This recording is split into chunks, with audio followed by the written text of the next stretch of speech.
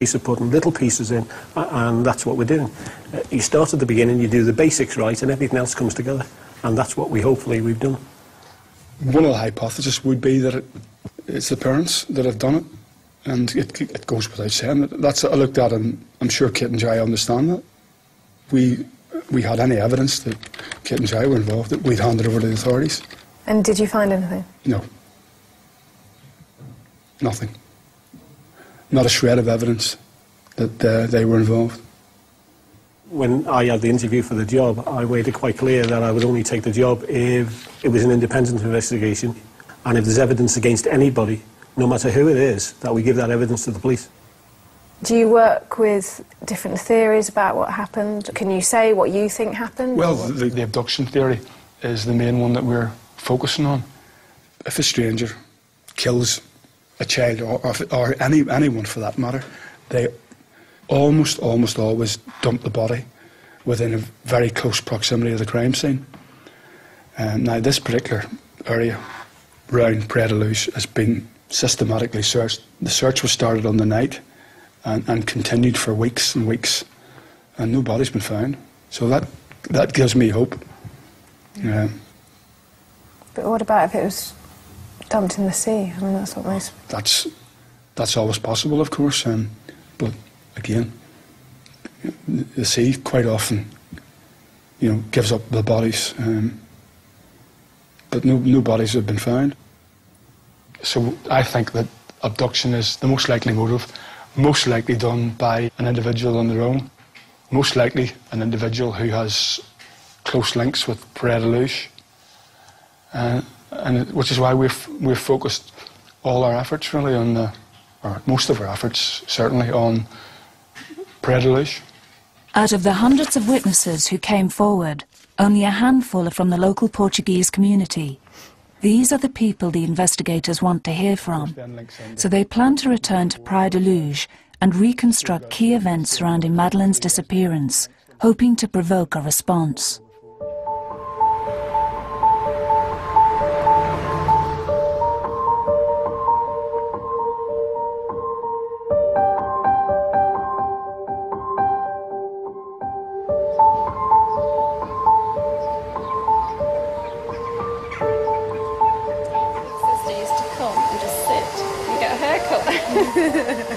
Yay, that's it. Can you look down at your feet? Look down at your feet. It seems hard to believe that it's actually busier now than it was a year ago.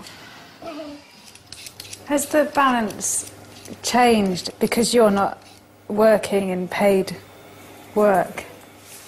And you've worked for most of your adult life. Women do all the cooking and washing anyway, don't they?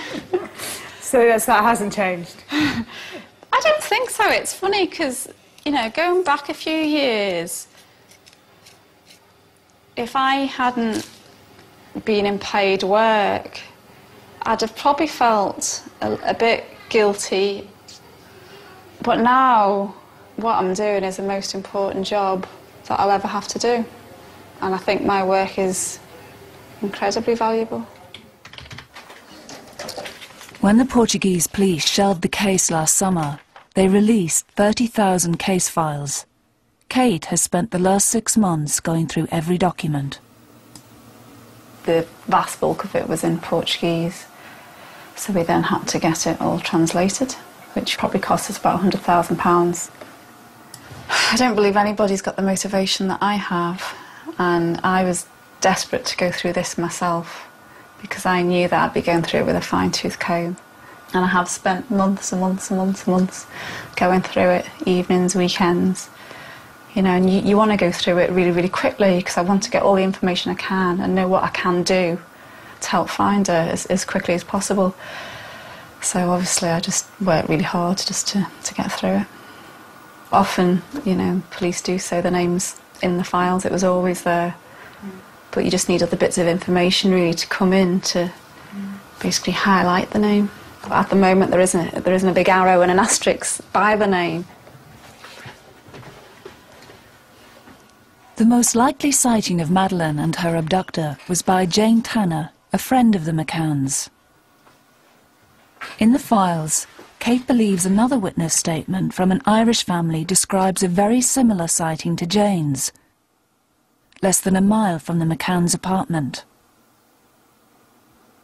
The reason why this is significant is both sightings were given independently. So when this family gave their statement, they weren't aware of Jane's description, and there's actually quite a lot of similarities. And it does beg the question, I mean, how many people carry the children on a cold night not covered, you know, nothing on their arms or their feet, no blanket. Now either there's been two people carrying children in that way who haven't come forward to eliminate themselves, or potentially they're related. But you think that child is Madeleine? I think there's a good chance it could be Madeleine. Certainly the description there sounds to me like Madeleine. Kate and the Find Madeleine campaign coordinator travelled to the search team's offices. They want to discuss the details of the upcoming reconstructions and 3 potentially key witness statements that all tell of a man hanging round the McCann's apartment in the days leading up to May the 3rd, 2007.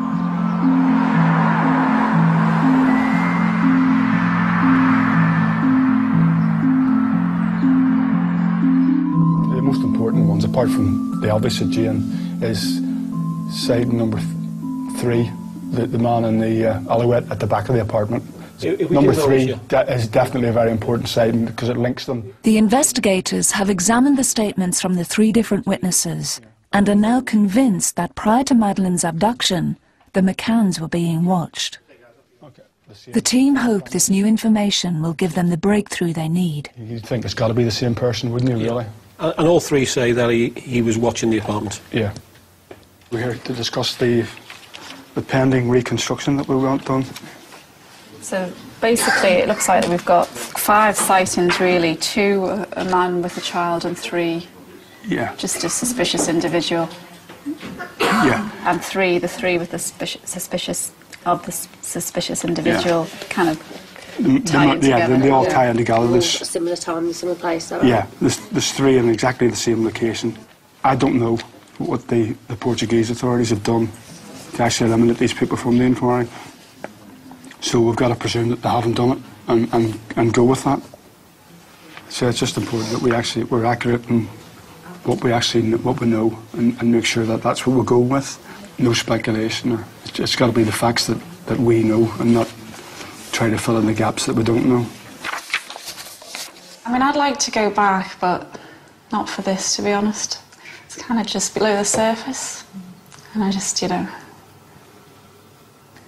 I'd be scared, I think, you know, to sort of open it up again, really, so, yeah. I think it's actually going through the scenario of that night as well, you know.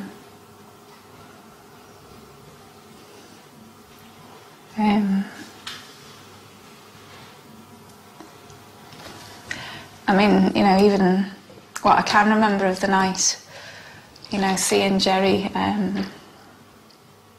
that distraught, really, and sobbing and on the floor. I mean, I suppose I'm concerned that will surface again. Kate calls key witness Jane Tanner, who has agreed to join Jerry and the investigators in Praia da Luz for the reconstructions. Oh, okay, pretty busy. Although it's quite good, to be honest, to be doing stuff and focused, and it just sort of helps, you know, to be doing something positive, so.